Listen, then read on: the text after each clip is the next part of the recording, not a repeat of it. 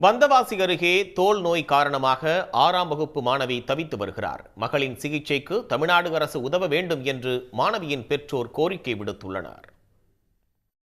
திருவண்ணாமலை மாவட்டம் வந்தவாசி அடுத்த திருமணிதாங்கல் கிராமத்தைச் சேர்ந்த பரசுராமன் தேவி தம்பதியின் 2வது மகள் திவ்யா. இவர் மழையூரில் உள்ள அரசு மேல்நிலைப் பள்ளியில் 6ஆம் வகுப்பு படித்து வருகிறார். திவ்யா தனது சிறுவயதிலிருந்தே தோல் நோயால் பாதிக்கப்பட்டுள்ளார். இதன் காரணமாக கண்ணின் கருவிழி மற்றும் கைவிரல் ரேகை பதிய முடியாததால் ஆதார் அட்டை எடுப்பதில் சிரமம் உள்ளது.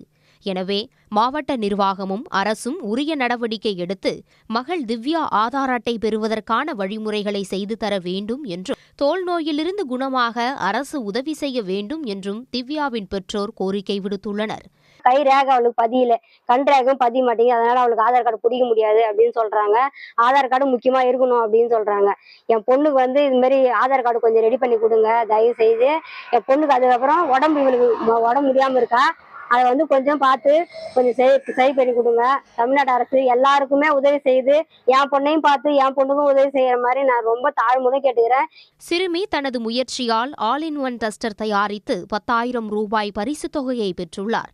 அந்த பணத்தை எடுக்க வங்கிக்கு செல்ல வேண்டும் என்றாலும் ஆதார் அட்டை வேண்டும் என்பதால் திவ்யாவின் பெற்றோர் கலக்கமடைந்துள்ளனர். உடனுக்குடன் செய்திகளை தெரிந்து கொள்ள சன் நியூஸ் பெல் ஐகானை கிளிக் பண்ணுங்க.